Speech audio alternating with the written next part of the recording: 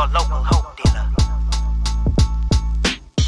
Inspiration and dedication. I came a long way from sleeping in them cages. I got my life back, I feel amazing. Life's a book, don't get stuck on sad pages. Rainy days with no money. Hard work leads to days that are sunny. Looking back, it was all needed. The problems, the pain, the trauma, the grieving. You are now tuned in to the prisoner to painter. Prisoner to painter. Hard work, dedication. Rainy days, inspiration. Prisoner to painter. And now, a word from your local hope dealer. Welcome to the Prisoner to Painter podcast. I'm Nathan McDermott. And I'm Caitlin McDermott. Joining us today is cartoon Bondurant from Battle Creek, Michigan. Yes, Battle Creek. Yes, sir. Well, I'm going to start the podcast today. I'm going to read his bio that he wrote on YouTube, and we'll get to question him about that, and plenty of other questions of why he became successful, how he became successful. So I read this in the I read this in my little advertisement, but I'm going to read it again. So it says that he's Cartoon Ponyboy, a rising hip hop rap artist, straight out of Battle Creek. His music is a reflection of his life, raw, real, and ready to hit hard.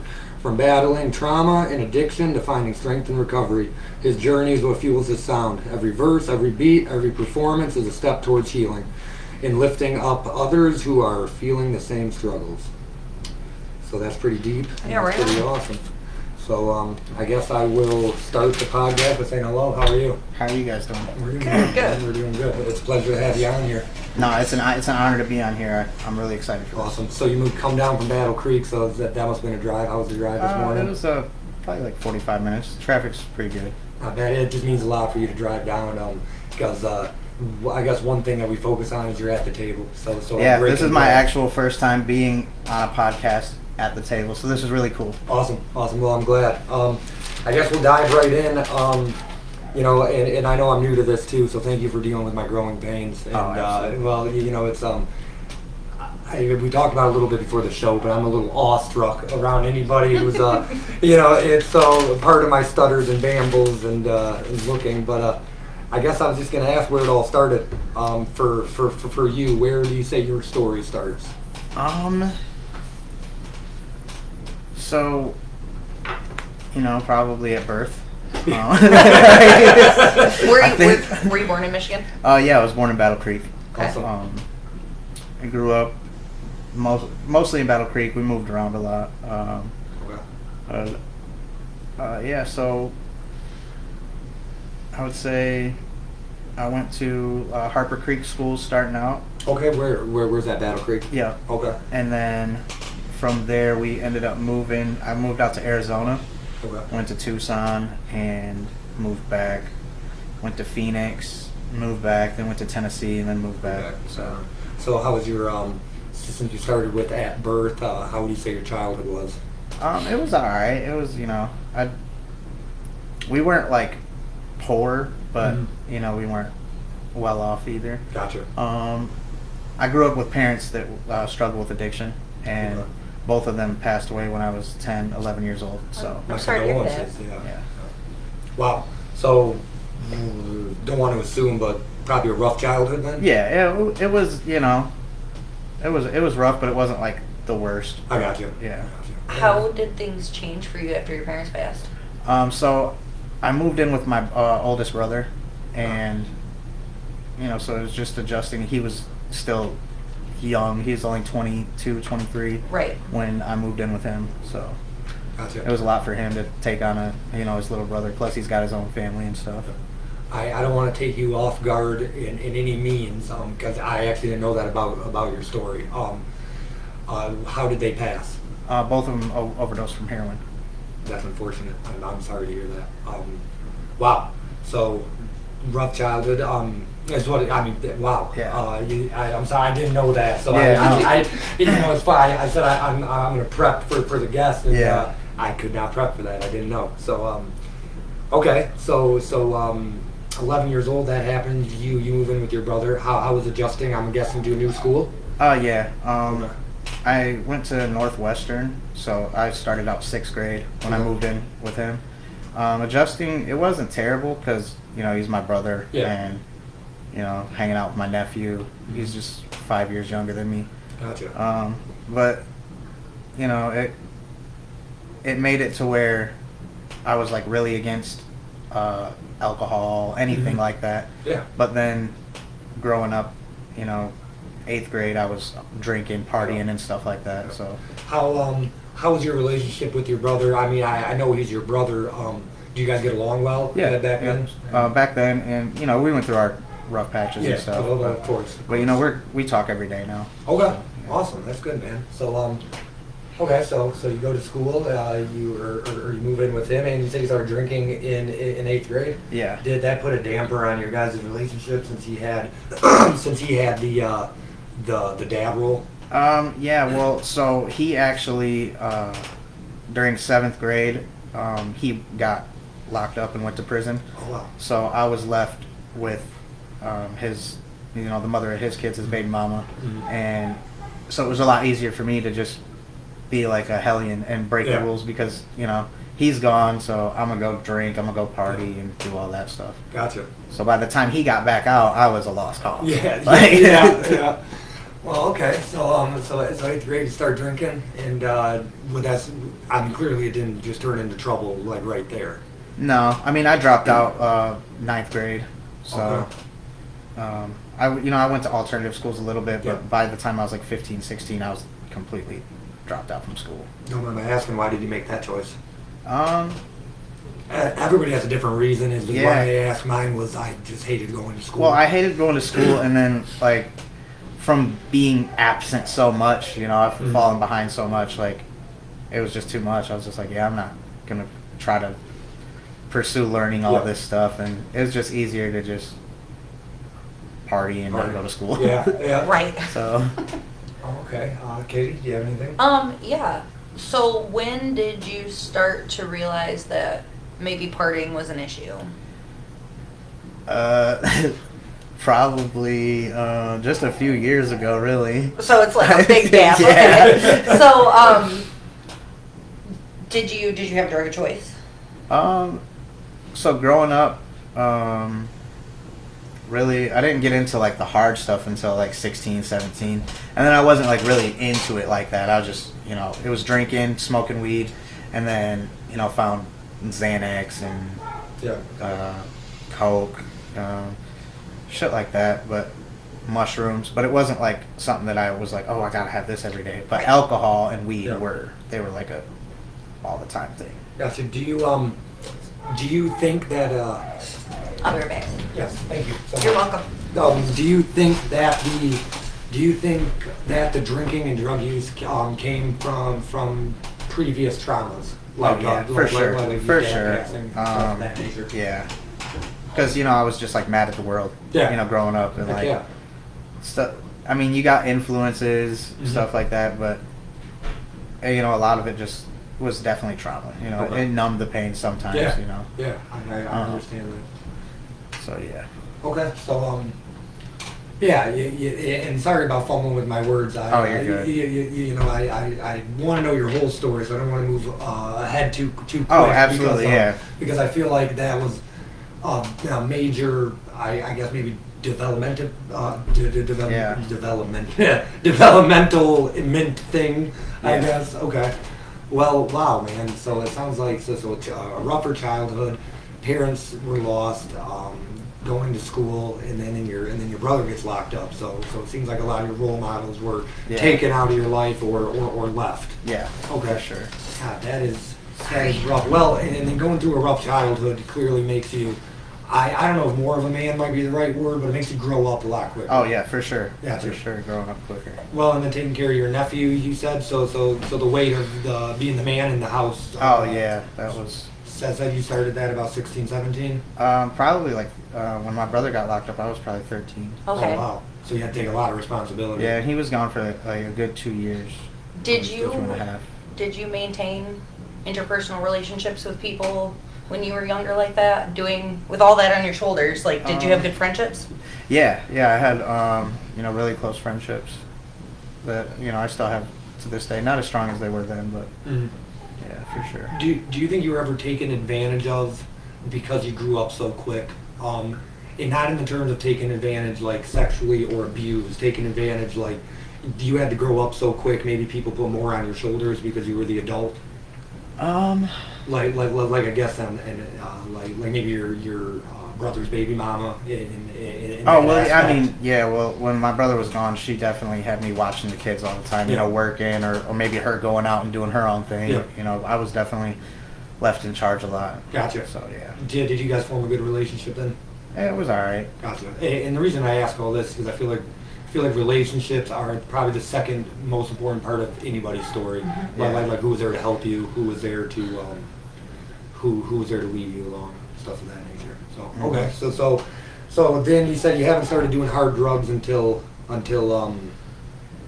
school. Yeah, pretty much. Yeah, I would say that. Yeah. Gotcha.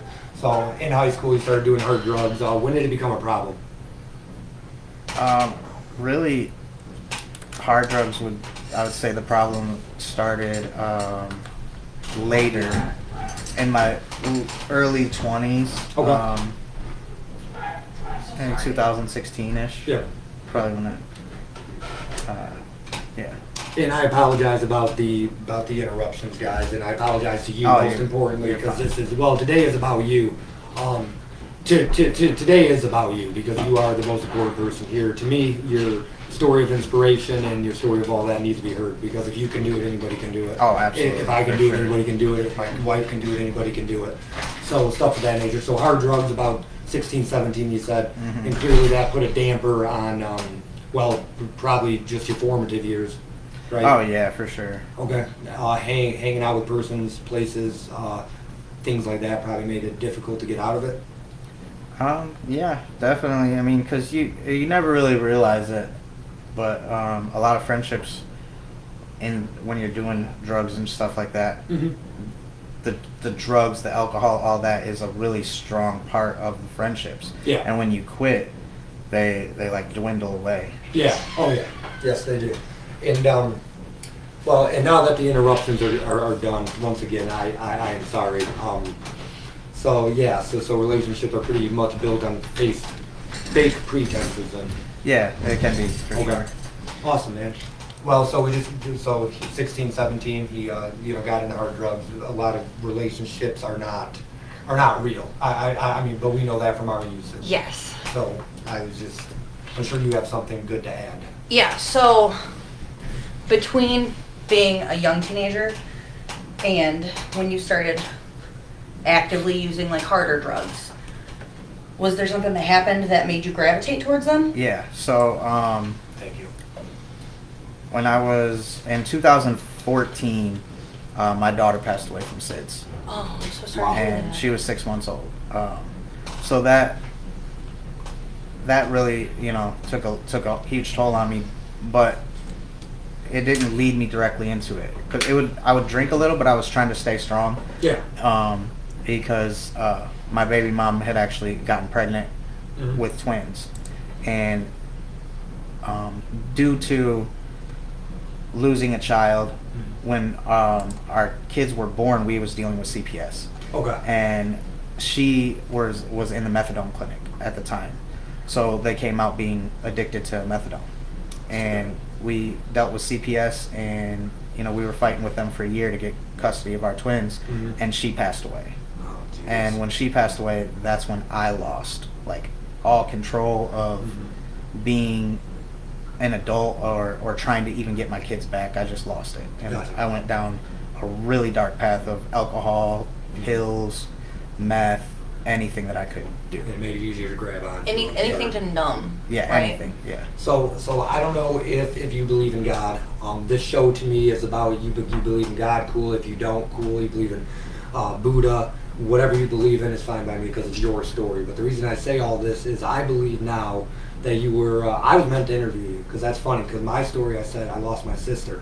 of SIDS. So that is, I feel like I was just meant to talk to you. That's cool. Definitely It's cool. touches him to hear Yeah, that. it does. And I don't know the pain like you do because that's a father losing a kid. Yeah. But I do understand the pain. So Yeah, I'm for sorry sure. for you. I'm Thank sorry you. for I that. appreciate it. I'm sorry about yours. Oh, well, of course. Wow, yeah, so that would give you a good reason to get into drugs and alcohol, most definitely. So I'm glad we touched on that, because a lot of people think that it's just, oh, I just got hooked on drugs and alcohol. Yeah, No, there's normally a good reason. It's Yeah. not just peer pressure like people think either. No. No, it's not wrong place, wrong time. That was something I commend you, because I probably would have went right for the bottle as well. Mhm. So, were you introduced to it, or did you seek it out yourself? So meth kind of had like an epidemic. Mhm. I feel like it's died down a little. Yeah. But during that time, a lot of my friends were already, they were in meth labs and they were making it and stuff like. And I was really against it. Gotcha. So I lost a lot of friendships when I was fighting for the rights for my twins, because I was, going through parenting classes, drug addiction classes, like I was doing everything.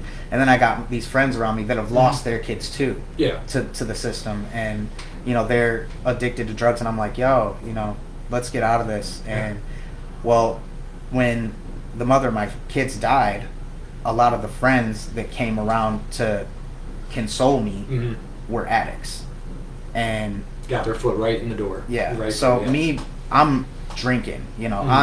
I get prescribed pills. I'm abusing medication. I'm a drug dealer at this time now, because if I can sell it to make more, I can get more, and things like that. Yeah, the vicious and then cycle. the people around me, I didn't get right into it. It took a couple months, but eventually one night something happened. I got drunk or something, and somebody had something around me, and I did a line, and just like that, it was.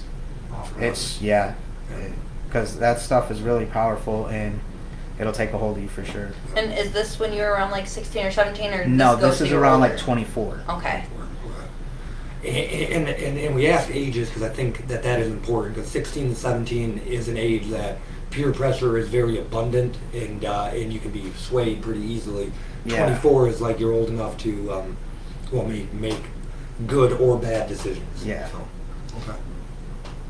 So, you dropped out of high school. Mm-hmm. Did you ever, in that time, did it affect you in a certain way in like employment or anything like that? No, when I was 17, I went and got my GED, so Awesome. I was able to get most jobs that factory jobs and stuff Mhm. like that. So And is that the route you always took, factory jobs, or did yeah, you? as soon as I was like 18, like that's what I did, Awesome. into a factory. No, this Just, is good money. landscaping, anything like that I could do, because it was manual labor, simple, and anybody can do it. Yeah. How was getting your GED during like when you first started experimenting with using? It wasn't really hard, honestly. I got really good scores, and it kind of like made me think like, damn, I wish I would have stayed in school, because if I'm, I haven't been in school in years, and if I'm doing this good, like I probably would have been decently good at school. Yeah. Hindsight's 2020. Yeah, hindsight is 20/20 always.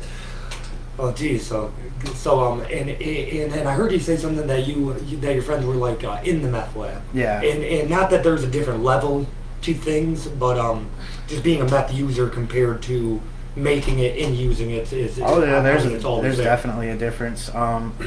So early, I say it really slowed down, because the when I was like not using it and against it, it was like people were making it. Yeah. But once I started getting into it, and I ended up going to jail because of it, I got a possession charge. Okay. And when I got out, it was a lot of the making it was pretty much done. The cartels had flooded the United States with ice, Okay. and that's all that anybody had or cared about. It was very rare to find somebody actually still operating a meth lab. Yep. But yeah, when I got introduced to it, it was still around, like the labs, and then once I went to jail and came back out, they were pretty much all gone, and just everything was ice. Well, and Oh, sorry. No, well, Jinx, you only a Coke. So maybe curiosity will kill the cat here, but there is a difference between ice and shake and bake. Oh, yeah. And so when you first started, I'm guessing shake and bake, and Yeah. it turned into ice. Or Yeah. Okay. Did you ever have any like ODs or anything like that? Besides your dating. and all that. Myself, no. I got really, really, really strung out, and I had some like I never personally OD'd, but there was a lot of people that OD'd around me. I've lost a lot of friends, mainly to heroin, fentanyl, but I've seen people overdose on meth too. Okay. They didn't die, but they had, people have to be taken to the hospital and stuff like that. So I would, I don't want to put words in your mouth. Would you say this is the time that you started going downhill? Oh yeah. Okay. For sure. Jails, institutions, anything of that nature? I know you said you got a possession charge. I got a possession charge and I did 9.5 months in county. Wow. So. And is that the only time you got in trouble? No, I got in a little trouble after that. So when I got out, I went to jail for possession. I got out, and literally the night I got out at 4:30 in the morning, and by like 5, 6 o'clock in the morning, I was already, in a hotel smoking meth. Yeah. And it took me like 7 or 8 months after that to finally be like, okay, I'm gonna stop. Awesome. And I ended up, just because I stopped meth, I used alcohol as a crutch. Yeah. So I ended up getting in some stupid trouble with possession of a firearm and reckless discharge of a firearm and stuff like that. And I kind of want to hear about that. yeah. So it was just a really stupid thing. There was a big fight in front of my house involving a lot of my neighbors and people that were partying at my house, and I had a gun. I supposedly had a gun. I shot it off apparently, and I ended up. I didn't know that I even had the charges. The cops came. I ran, but apparently people said that I was doing stuff, and it finally caught up with me like a year or so later, and I found out I had a warrant. Went to jail. They're charging me with. They tried charging me with felon in possession of a firearm, and my lawyer got it taken down to reckless discharge and there was another careless discharge. Okay. So I pleaded to that for like 6 months of probation. Oh, that can't be Yeah, bad then. yeah. So Okay. How did probation go? it was pretty simple. I just couldn't smoke weed. Probation officer was decent, so Good stuff. pretty easy. As I say, sometimes running. I had to pay fines. Oh, yeah. Yeah, that sucked. But So how was like early adulthood with all of the stuff that you've went through? difficult. Yeah. Just aimlessly strolling through life, really. Did you ever have issues like getting a place, or like did you couch surf? Yeah, definitely couch surf for sure for a while. Didn't really have issues getting a place. Okay, so cartoon Bondurant. Clearly, people know you because of your music, and most people that are watching or whatever know you because of your music. When did music become a passion, an idea, a thought? So, ever since I was probably 12 or 13 years old, I've been, really engulfed in music, just like drinking and stuff. Like at parties, you get a couple of guys that think they can rap and freestyling at the parties, and that just carried on. That was like I was known for that. Okay. People would be like, "Oh, come on, man, just stop." I'd get annoying with it, but I never actually took it seriously until I think the first time was like 17. Me and a buddy, we got a program and we started stealing beats off the internet and trying to make songs. They weren't very good. The quality wasn't good. Nothing was really good about it. Was it like a SoundCloud situation kind of It thing? was way before SoundCloud. Okay. So it was MySpace days. Oh, okay, yeah. And so you lose interest in stuff, But when I got sober from alcohol is when music was like, okay, this is like maybe a thing that I can put my time into, because being an alcoholic, the only thing you really put your time into is just you got to get to work, get the money to get the alcohol. Yep. So when I quit drinking, I got on TikTok and found these open verses. I started doing open verses on TikTok. Okay. And that's when enough people after so long were like, "Yo, where's your music at?" And I'm like, this is my music right here on TikTok. They're like, "No, dude, you need to be releasing music." Awesome. So I took that step to start looking into actually recording songs and doing it like that the right way. So what's your TikTok handle for anybody who listens or watches later? Cartoon Bondurant. How did you come up with your name? So, cartoon was given to me by a dude that worked at a gas station. I just like, I wore like Pokemon shirts, Pokemon hats, Dragon Ball Z stuff. I came in one day and he's like, "Hey, I'm gonna call you Cartoon," and I was like, "Yeah, I like that." It's stuck. And I went out to the car and I told my boy, I was like, "Yo, bro, my name's Cartoon." He's like, "Huh?" I was like, "That's my rap name from now on. It's Cartoon." Yeah.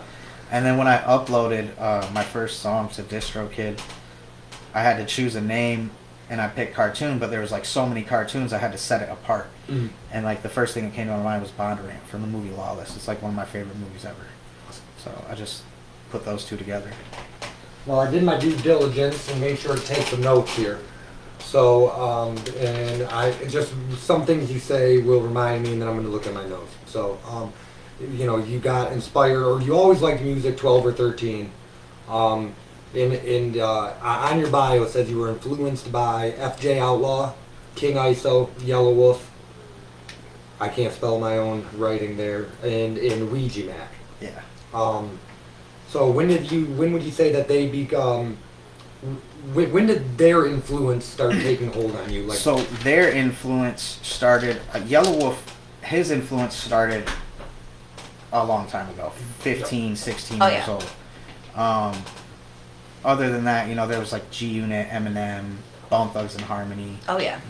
stuff like that. But for as far as like King ISO, Ouija Mac, FJ Outlaw, their influence didn't start until like a little bit before I started releasing music. Probably 2019, 2020 is when I started discovering them, and they had like a big influence on me, and mainly like FJ and King ISO for like their relatable music, because they have stuff that I will listen to and I'm like, yo, I feel that, I feel exactly what they're saying. awesome.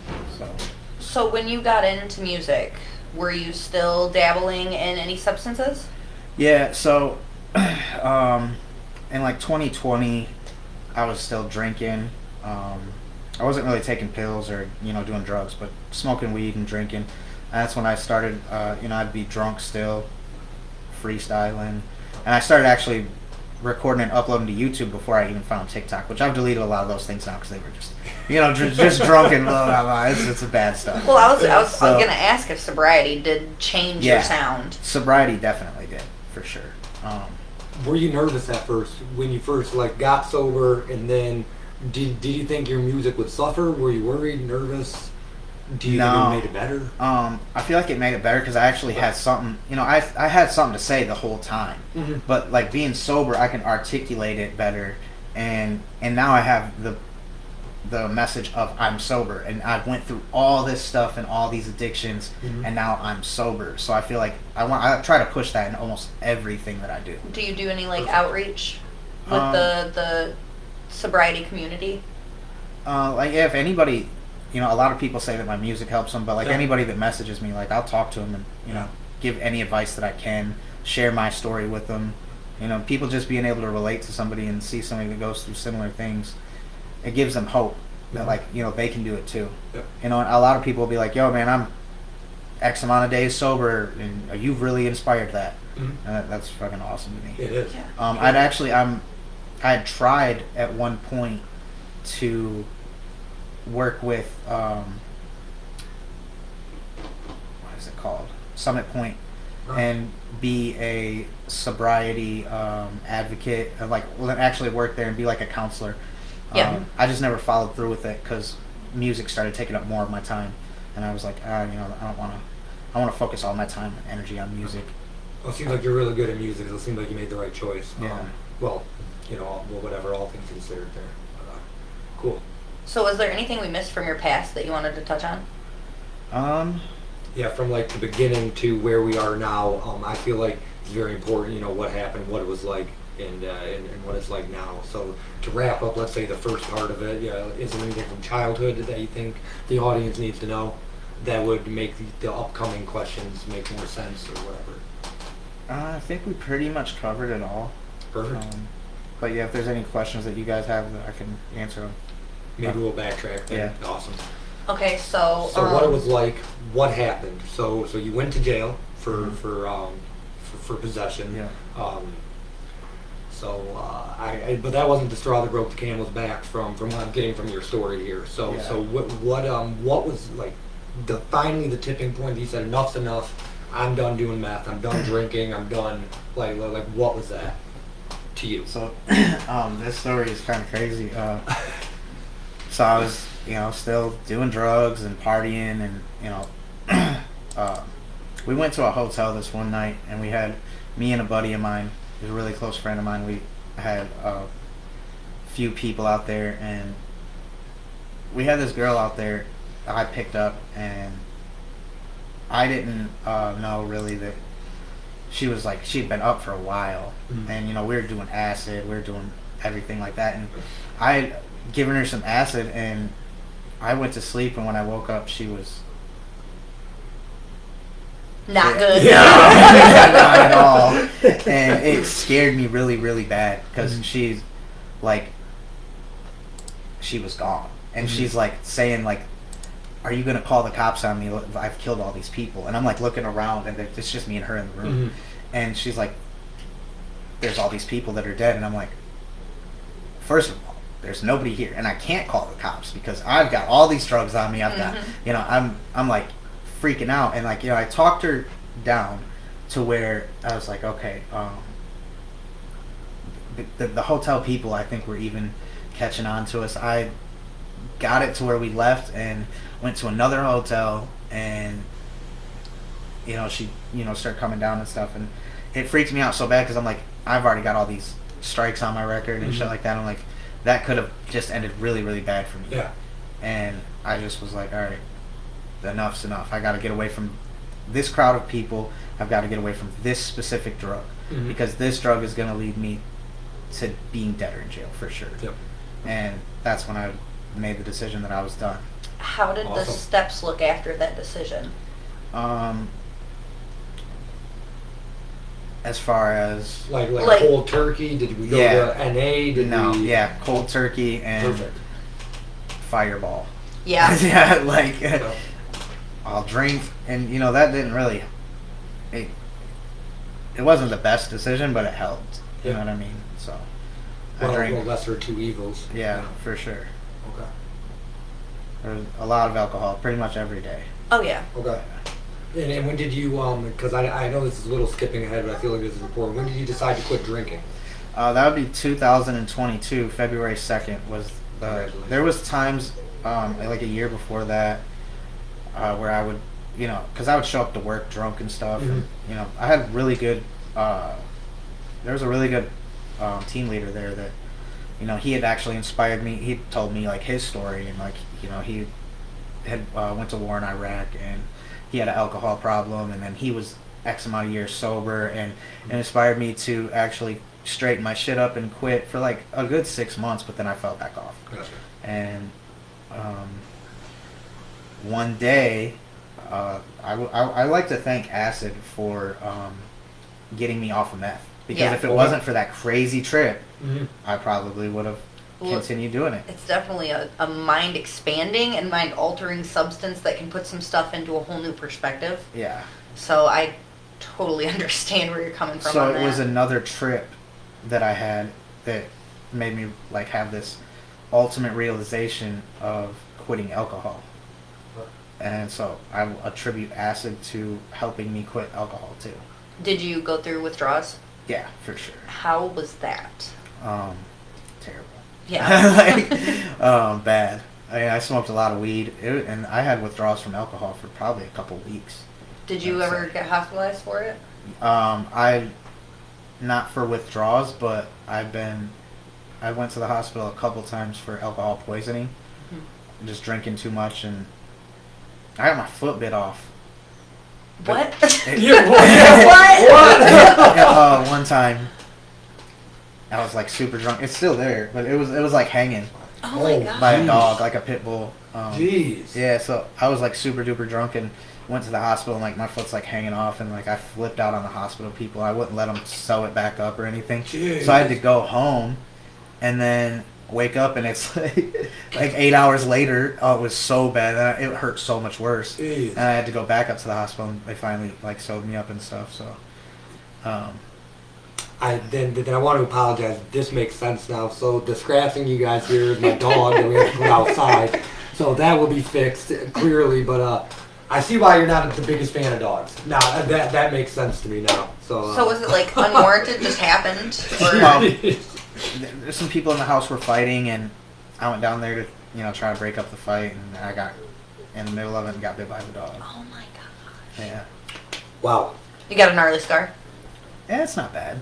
It's probably like that long. Okay. It doesn't look like my foot was hanging, but it was. You could see the tendons and everything. Oh, that's cool. Oh. I like the macabre. I like the macabre. I'm sorry. Wow, you have a fucking interesting story. Man. Oh, yeah, I got all kinds of them. I got them all. I didn't know what to expect, but this is not what I expected. Holy shit. So, I'm just going to encompass it as like traumatic things. I know that people who go through a lot of trauma have a sense of humor about some things. Oh, Is there something that you would consider funny that like if we've never heard it, we're going to be like, what? Oh, man. Put me on the spot. I don't really know, but there probably is, honestly. Well, because Abe Lincoln's saying was, I laugh because I must not cry. So That's a good one. Yeah.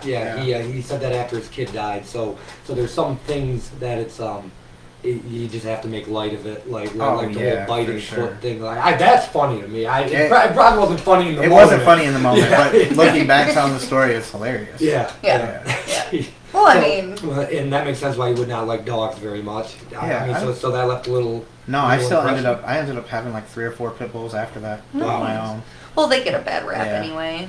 So I don't know. I'm afraid of snakes, and there ain't nothing that can make me not afraid of snakes. So I personally love snakes. I used to be afraid of spiders, but I'm not anymore. It's like weird because that's like a really hard thing to get over. Yeah. How did you hold one? Did one like get on your face? Like was it like fear factor? No, it was just like this. I found something, when I quit drinking, I got really heavy into like spirituality when I quit drinking, and I started falling in love with nature, and I feel like I just seen a spider one day on a web, and I was like, why am I afraid of this thing? And I just like watched it, and I just started liking them. Would you hold them? Sometimes, but like. Oh man! So I was looking at there was this shop that I was at a few months ago in Lansing, and they had these tarantulas, and I was this close to buying one. Jeez. I didn't, but I was like, man, they're not that bad. I think because I see people that do like them and do have them, and it's like, man, why am I afraid of that? If this person's not afraid of it, they find like they can hold it and stuff like that. So I just started taking a liking to them. Well, they say fear is the only thing holding you back. For sure. So that's unique to me to get over a fear like that. I mean, I contribute that to you could become even more successful because fear is the only thing holding you back. I know it's so basic of a thought. If I'm afraid of this and I become unafraid, then your life opens up. It's like planes. So I was afraid. I never had flown a plane, and I was afraid to fly. And then I was just like, fuck it, I got to do it. Yeah. And I did it, and now I've flown a few places, and now it doesn't even bother me. It's just like... I'd say for me that landing is the worst.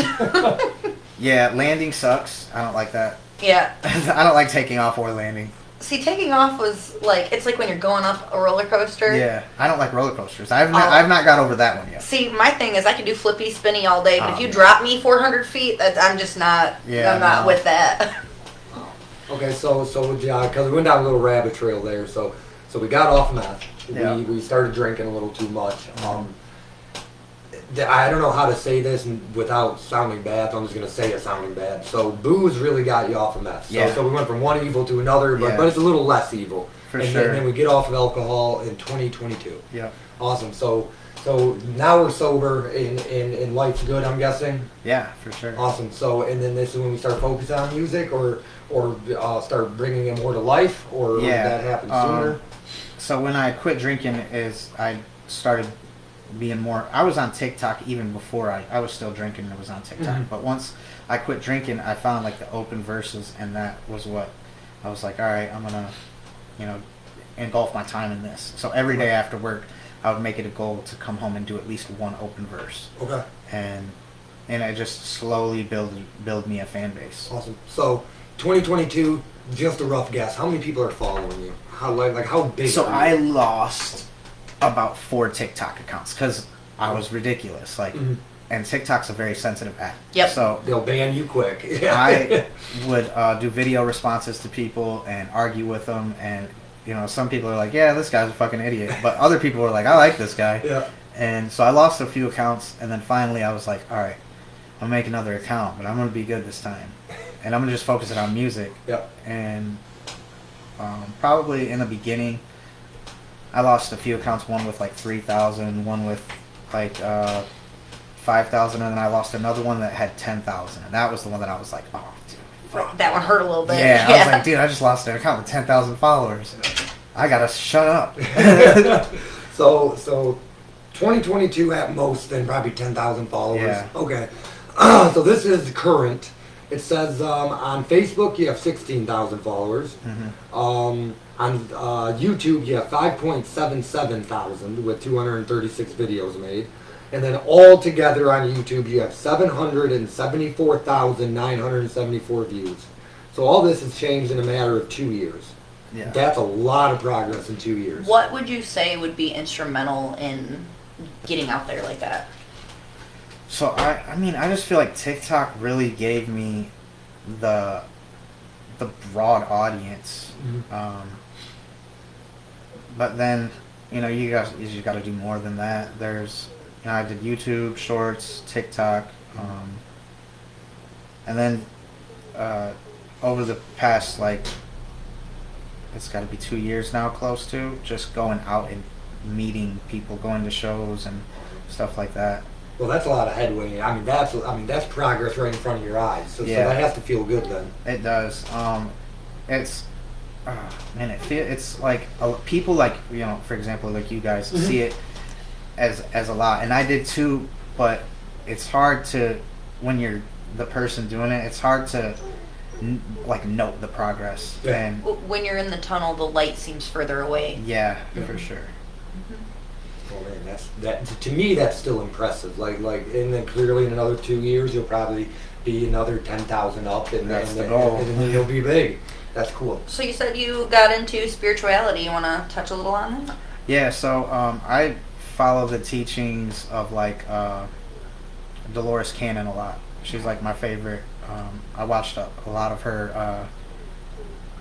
I wouldn't say they're podcasts. They're just she's just talking to maybe sermons. Okay. And then David Icke. Okay.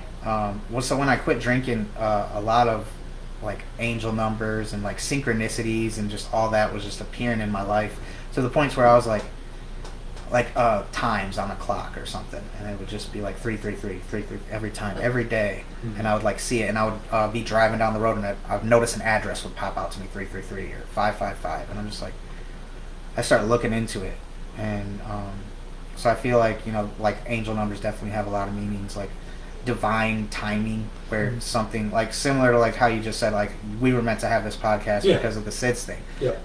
Just stuff like that. It's just happened so many times in my life that I'm I just got into that stuff. So numerology For brought sure. you into, is there a specific denomination title that you would say?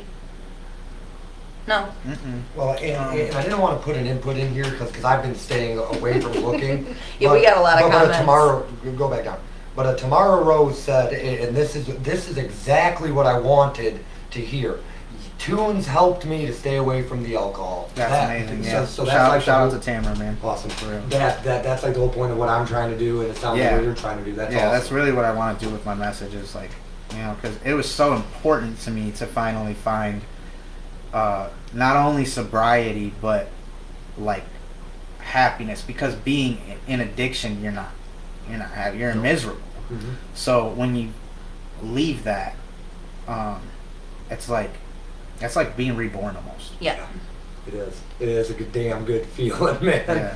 So the journey of going from dope to booze and all this, if you could go back in time, would you take the same path? Absolutely, Awesome. 100%. I say it all the time.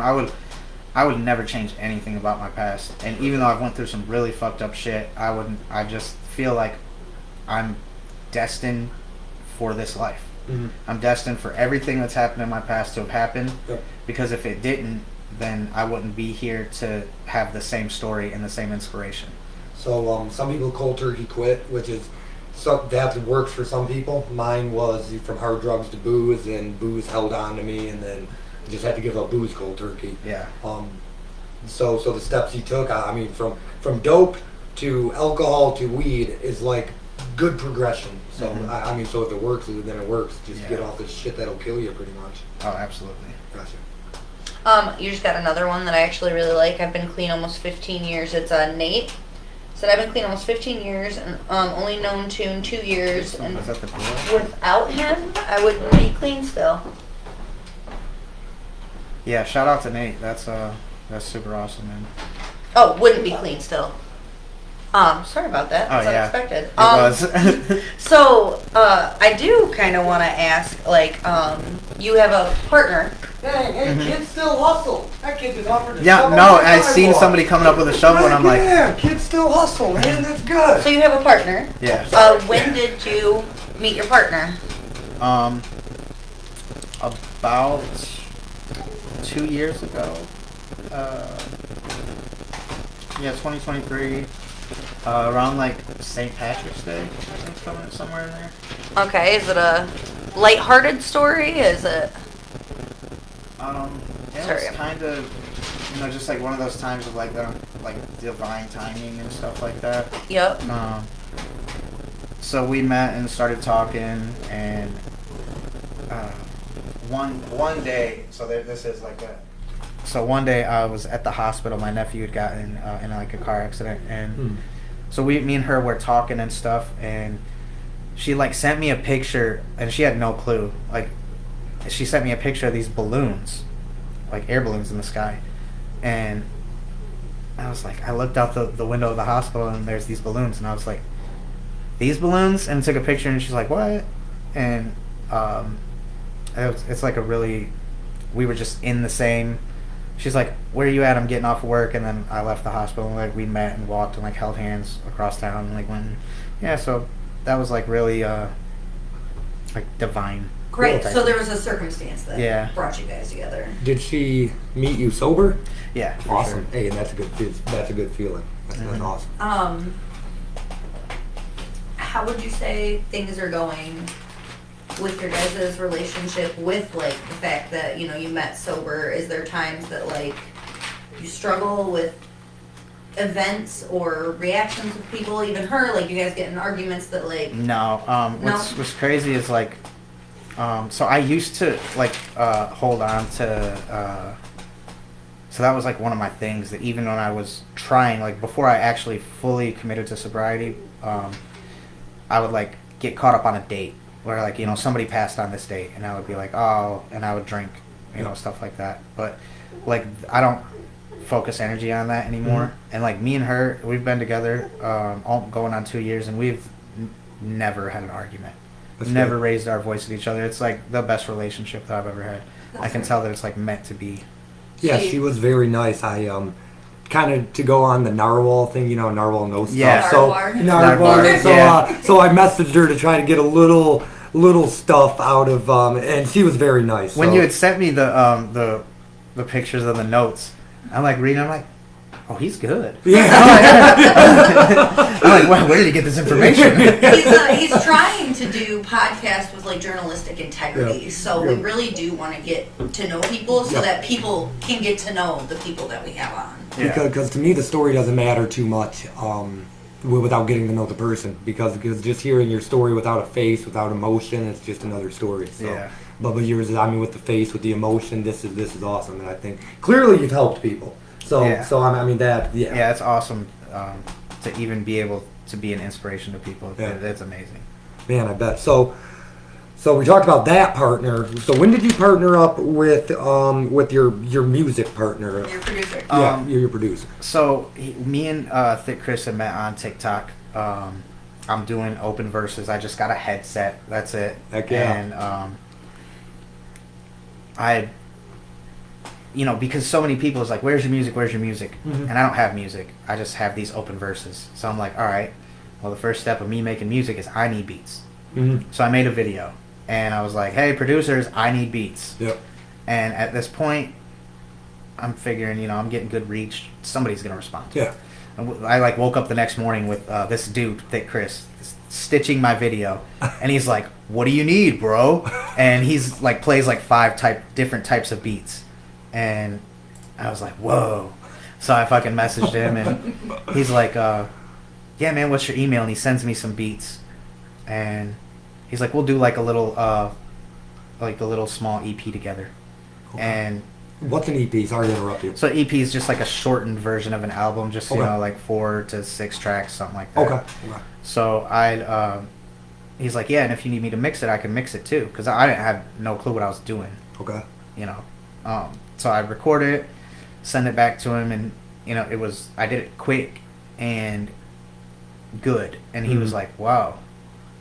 Well, then maybe let's do more than an EP. Let's do like a full tape. Mm-hmm. And so we did, I think, 10 songs, an intro, skit, and an outro. So it's like my first album, and we put that out, and then we just, ever since then was just like, we got this agreement, like, he'll provide the beats and the mixing, and I'll just split everything down the middle with him, and Awesome. it's like a partnership. What's the name of your first album? Broken Habits. Broken Habits. Yeah, That's and cool. If people want to go listen to it, go ahead. And now looking back, it's just not up to my standards. Yeah. And this is just only 2 years ago. It just hit its 2-year anniversary on my birthday, January 15th. Okay. But now it's definitely, I will advise people to go to other albums. Yeah. Your birthday's January 15th? Yeah. That's my baby brother's birthday. Oh, that's cool. Yeah, that's okay. Man, that is really cool. And I don't know. Of course, the first is probably always the worst. Well, but in everybody's that time, I was so proud of it. Yeah. Like, Yeah. You didn't ever have the thing where you'd hear your voice on a recording and you'd be like, oh, I don't like the way that sounds because Yes. it's my voice. 100%. How did you get over that? You got some good questions. Thank you. I'm not over it. I'll probably rewatch this interview and be like, man, that sounds stupid. I just did it the other day. I was watching a clip of me, and I was on the phone with my boy. He's like, yeah, man, talking about because we have our own podcast, and I'm like listening to. I was like, dude, I sound stupid. He's like, you sound like you. Like, Right. Well, it's like it's hard to hear yourself, I feel. Yeah. I did a little bit of research. So your own podcast is called The Villain Hour, Yeah. correct? And you started that, about 9 episodes ago? 10 episodes ago? Yeah, we just recently started it, like within the last month. Awesome. We did just free, we got free time, so. Well, something you said, and it just stuck with me. You said quick and good is why he was like, wow, you're quick and good at this. And I thought the same thing. So later on YouTube, you guys will hear the intro. On Facebook Live, you will not. But on YouTube, you'll hear the intro. It actually comes from Cartoon Pony Boy. And when he says he's quick and good, I got the product back in a day. And he is quick and he's very good. I mean the song's appreciate awesome. that, The man. I gotta awesome. attribute it to 50% of that came from Thick Chris. With the mixing and the Understood. providing the beat. He's a true wizard. When I did it and I sent it to him, he brought it to life, and I was like, oh man, this is good. Yeah. I will It say is good. these It is CDs good. that we got from you, the sound is crisp. It's Yeah. clean. Yes, it it's is. very good. Very good quality of sound. Yeah. I appreciated it. Oh, absolutely. So from 2 years ago, we're on TikTok, right? Mm-hmm. So and then in 2024, you headlined the Omen stage. Yeah. In 2022, did you see yourself doing anything of that nature? No, Okay. it was really crazy. So we did this song. I did actually the year before in 2023. We opened up main stage on day 2. Okay. So, and that was with our group Coral Horror, which is really kind of like died off. Okay. There was 3 members. It dropped down to just me and Thick Chris, and then we released a full. I would say it would be a full album, kind of, in like October. I think we dropped it on Halloween, and I mean it's a good project, but we both found that we didn't want to focus our energy on it because it just didn't do as good as we thought, and I'm doing better with my buddy that I got right now, Enoch. We do the Siamese Goat God, and that's like really taken off. So, Awesome. Yeah, but just to actually headline the stage, it was crazy. Was it your first show? Actually, the main stage at the Gathering technically it was my second show, but I had only did one show prior at a bar called Carl's. Okay. It's a little venue down in New Haven, Indiana. Oh. And shout out to Davis and Nettie, they're the owners. It's an amazing place. Awesome. But I did my first show there, and then the next show was, main stage at the Gathering. So your second damn show was main staging the Gathering. which is Yeah. wild That because is when you wild. said you went to the Gathering before we started streaming, I thought you meant you just went to the Gathering. Well, I did the year before. So what's crazy about that is I went to the Gathering, and I'm with my friend Destiny, and she's like, I was only doing the TikTok open verses, and she's like, points at the next year you're gonna be on that main stage, and I was like, yeah, whatever. and what's crazy is next year I was on that main stage, and it's just like. I hit her up as soon as I got booked. We hadn't even announced it, and I hit her up and I was like, "I'm booked on main stage." Yeah. She's like, "I told you," and I was like, "What?" Yeah. So you started off kind of successful. For sure. In that aspect, Yeah. I mean, hell, No. second ever show, you're not like the main Gathering stage is a and- hell of a Yeah. place to It is. have as like one of the first shows you've done. It really is. Yeah, you're not it just was- doing a rundown bar, which there's nothing bad with that, but you're not doing a rundown bar every week. I mean, you just No. went from internet to bam, you're on the main Yeah. stage. So That's crazy. when we got the call, we dropped this song, "Witches in the Trap House," and I was telling her about that. So, it's, yeah. it started doing really good, and that's what got us the attention of getting booked. And then at first we were booked on the second stage, and then we had got a call back like, "Hey, you guys want to try main stage?" And we're like, "Yeah." And I'm like, "I've never done a fucking show before," and I'm like, "What the fuck, dude?" So I got like 4 months to prepare for this, and Yeah. I went to like the local music factory in Battle Creek and did a couple karaoke's, and I don't recommend that for for preparing. Like, because it's not the same at all. no, it's not at all. I was trying to do Alanis Morissette because that's my shit. Oh, yeah. And it's just not. You're not singing your own lyrics. Yeah. These people are not here to see you. Yeah. So it's not a good practice place. Gotcha. Really, it gave me more anxiety than anything. So how do you, when having anxiety and like getting bigger and doing shows, does it ever make it like hard to cope with the feelings? It used to. I don't really have anxiety much anymore when it comes to shows. I kind of just got over it one day. It just like kind of went away. But it used to be like every show that I would go to, especially the first time at the Gathering, because we were doing sound check, and we did sound check, and like we go back and we got like 5 minutes before our set starts, and I'm just like, I'm freaking out. Yeah. You look out there and there's like a couple hundred people, and I'm like, oh, what the fuck? See, that's impressive to me because a lot of people starting off is looking at a room of 10 people, and Yeah. you're looking at a room of a couple hundred people. Yeah. How did you? Well, I know you said you tried to do karaoke, but really, how did you mentally prepare for that, or just kind of just went I in just and had to go for it. Yeah. Really. yeah. I didn't have the stage presence that I do now. I kind of did what a lot of people do starting out is I just rap my shit and pace back and forth. Do you do you Fair have a hype enough. man? At that time, we were a 3-person group, so we just kind of hyped for each other when Right. it was each other's turn. Now me and Enoch, we do everything together. Like Okay. we go on stage. At first we didn't. We would get booked on shows as individuals, but now we created the Siamese Goat God. Awesome. And what we do is we have our Siamese Goat God songs, but in our set we also will put 1 or 2 of my solo songs, 1 or 2 of his solo songs. Cool. And then while we're up there we hype for each other. Okay. And for people that don't know the music world, and I say that because I don't, what is a hype man? Hype man is just somebody to catch you. Okay. And because you got to breathe. Okay. So you run out of breath and they're right there to catch your word that you're supposed to I say. got you. Okay, that makes sense to me now. Okay, understood.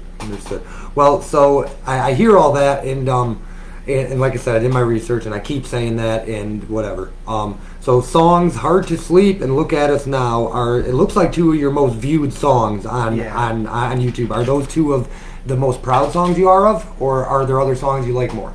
'Cause just because they're the most viewed doesn't mean they're the ones she likes the most. Yeah, and that's the thing is, they're not your most usually because so "Witches in the Trap House" is it's the highest streamed but that's core, that's as a group. Okay. So solo, Hard to Sleep is my solo song. Okay. And then Look at Us Now is me and FJ Outlaw, which Understood. is probably my most, I'm proud of that song the most because that's like one of my idols, and to have a song with him is just amazing. That's cool. Hard to Sleep is mainly that, and As Above So Below are my two fan favorites. Okay. I don't know if they're my favorites. I like them a lot. I perform them every time I perform because that's what the fans like. Gotcha. Did the movie give you the inspiration for the song title, or As Above So Below? Yes. No. So the hook was just actually a bar in an open verse that I did. Like, there's an angel in my heart, and in my mind there lives a demon. So I just related that to As Above So Below, and that's how I just titled the song. So you said FJ Outlaw was an idol or was somebody you looked up Yeah. to. How was that meeting him? Oh man, it was like, so the first time I met him was like, I was, trying to, not be like, oh, Yeah, but I was, but now it's like, he's just like a friend, just like a normal friendship. But first meeting him, I was like, oh, like that. I get it because even having you over here, I'm like, to me you're somebody successful, and I'm like, oh geez, I'm like, don't sweat, Nate, wipe your palms off, Yeah. So I know the feeling. I know the feeling. Man, that's super cool stuff though. Pony or cartoon, that's cool. Katie, do you have anything while I juggle my thoughts over here? do you have a process for how you write things? Are they freestyles? So sometimes it just depends. Sometimes I'll play the beat. So I like to start out with the hook for sure. Okay. Try to come up with the hook, and then once I've got that down, for the verses, sometimes not as I used to write them all the way, like finish it from start to finish, and I changed my process as of lately. I will just play it over, and I'll come up with 4. I just go 4, 4, 4, and I'll come up with the first 4 bars, and usually I don't even write it. I'll just hit record, go in there, do a couple takes of it, get it sounding right, and then go back to listening and get the next 4, and then just go that way. So it's a lot of like freestyle patchwork. Yeah, you'd say? pretty much. Yeah. So I think I'm running out of stuff to ask here. So we'll but it's been a great story and great having you on. But there's a couple things that I think are very important. So your road to success. I mean you're still on it. Oh yeah. Clearly, it's better than addiction. Oh yeah. I mean, how would you say from 2022 until now, like your road to success? How has that been to you? It's just really been. It's been awesome. It's been crazy, mind blowing, really. Meeting a lot of people. Yeah, I've a lot met of fans type idea. A lot of fans, a lot of people that I look up to. Awesome. It's just been it's unexpected, kind of. Mm-hmm. Like I always had the thought growing up, like, man, I want to be a musician, but I never really had the drive to chase it or pursue it, because I just kind of thought there, looking up to like famous people, famous rappers, and it's like I can't do that. Yeah. And then to actually be on the road to like success, sometimes like you say like me being successful. Yeah. It's hard for me to see that. Mm-hmm. Because I feel like I'm still chasing, but Yeah.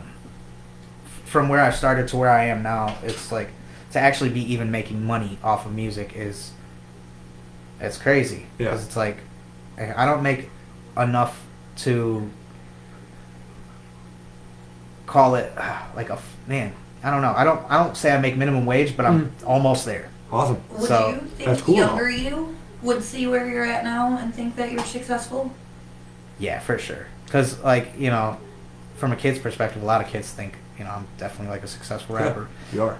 A lot of people, You are, though. even my own girlfriend, she's like, "You're successful." Yeah. Me, I guess it's perspective, Mm. because like I feel like I'm still trying to chase success. Well, the story itself, your story speaks to success in itself. It's overcoming trauma and whatnot. Yeah. But then, so that itself is successful. And now you're doing something with that. You turn a bad into a good. And that's, I mean, to me, that's success in itself. Oh yeah, absolutely. And I also feel like it's not really the music that I'm trying to sell to the people. It's like myself that I'm trying to sell to people. Yeah. My story is what I want. I don't want people to leave a show and be like, "Oh man, that cartoon dude's song Hard to Sleep was amazing." I want them to leave the show and be like, "Wow, cartoon was amazing. Him as a person, his energy is amazing." You want the presence. Yeah. And people to know enough to know why it, like, for them to be impacted. Yeah. They hear the words and they know the meaning of the words. Absolutely. And that's why I'm so fixated on this podcast is I want to hear your story, and that's beautiful. Now, anybody that wants to become a rapper or a hip hop artist, is there any advice that you would give them? Yeah, just just be dedicated. Stay dedicated. Stay humble is one of the most important things. Because like me, that's why I say like I don't feel like I'm successful, but other people do.